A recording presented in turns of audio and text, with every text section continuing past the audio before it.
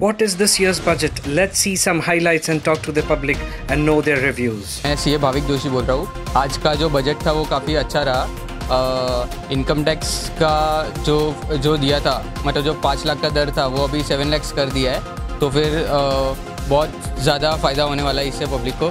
आपको 50-60 हज़ार तक का सैलरी रहेगा तब तक तो किसी को कुछ टैक्स ही नहीं भरना है न्यू टैक्स रिजाइम में। कुमार दंड है, मैं टैक्स कंसल्टेंट हूँ। टैक्स और फाइनेंस, इंश्योरेंस और ये सब में मेरी प्रैक्टिस करीबन 35 से 40 सालों से है।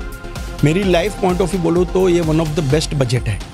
बजट की इन्होंने जो हिसाब से सोचा है कि भाई रूरल, एग्रीकल्चरल, यंगस्टर्स और ये सब चीज़ों को ध्यान में रखते हुए इंफ्रास्ट्रक्चर्स को, और जो स्पेशली एक मैं कहूँगा कि जो कैपिटल एक्सपेंडिचर की स्पेंडिंग है स्टेट में, इन्होंने किया है कि भाई स्टेट को विदाउट इंटरेस्ट लोन दिया है और उनको कहा है कि भाई आपको ये स्पेंड करना ही है।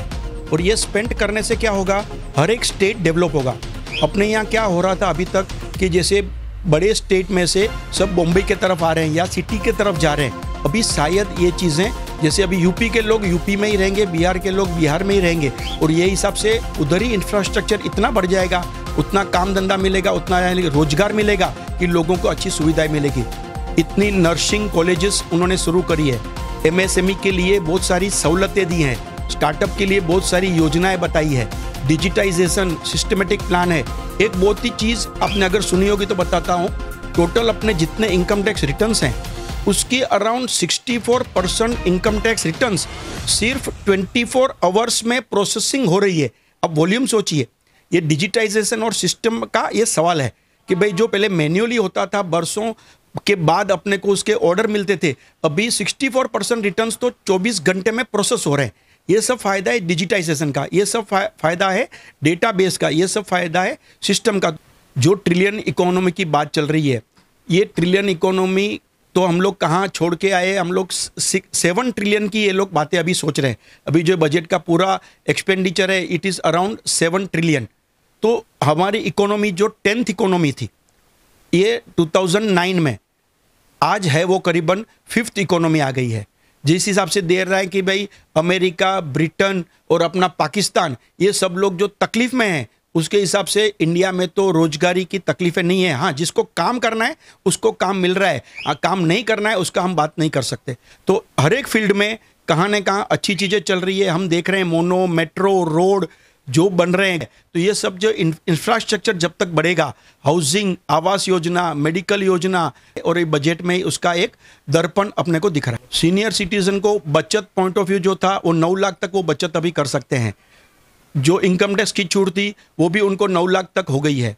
तो इसके हिसाब से क्या होता है, सीनियर सिटीजन को जो उनकी आमदनी है, पेंशन पे हैं या वो एफडी के इंटरेस्ट पे चला रहे हैं, तो उनको उतना फ़ायदा होगा और उसमें उनको टैक्स भरना नहीं पड़ेगा और अच्छे से ज़िंदगी जी सकते हैं। मेरा नाम लीसा देवांग दंड है।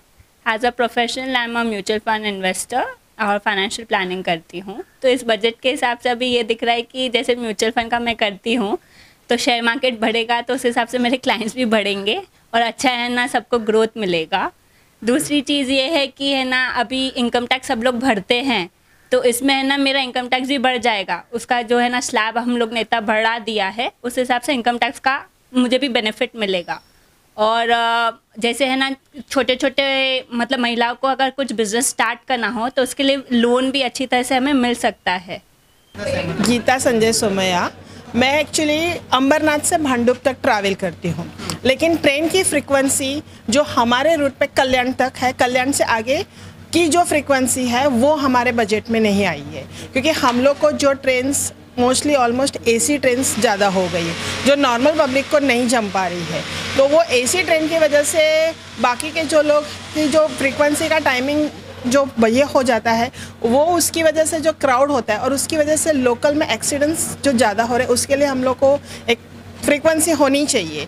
तो ये एक अगर पॉइंट हमारे बजट के इसमें नहीं आया, जो एक ट्रेन की फ्रीक्वेंसी होनी चाहिए हम लोग के लिए। मेरा नाम देवांग कुमार दंड है। आज का बजट पॉपुलिस्ट बजट इसको बोला जाता है कि पीपल को देख के बनाया हुआ है। रूरल इकोनॉमी बोलो और अर्बन, हम दोनों चीज़ अगर कंपेयर करें तो दोनों के लिए अच्छा बजट है। हाँ, जो उम्मीद थी उससे ज़्यादा उन्होंने दिया हुआ है। बहुत कुछ नेगेटिव था बजट में, बट उन्होंने जो रूरल पॉइंट ऑफ व्यू और यंगस्टर्स पॉइंट ऑफ व्यू जो दिया है बजट, वो काफ़ी अच्छा है। उन्होंने जो कैपिटल एक्सपेंडिचर और वो सब की भी बात कही है कि जो हम एस्टिमेट कर रहे थे कि कम होगा, वो बहुत 33% आई गेस ज़्यादा एक्सपेंडिचर कर रहे हैं।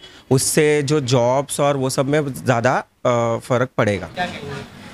मैं एक ही सुझाव देना चाहती हूँ कि अभी जो रेलवे का स्लैब बढ़ा है, तो अभी सरकार ने कुछ करना चाहिए, क्योंकि हम लोग रोज़ भांडुप से कल्याण रोज़ ट्रैवल करते हैं तो बहुत गर्दी होता है, मतलब चढ़ भी नहीं सकते, इतना गर्दी होता है। तो चेंज करना चाहिए और रेलवे का फ्रीक्वेंसी बढ़ाना चाहिए और लेडीज़ डब्बा भी बढ़ाना चाहिए।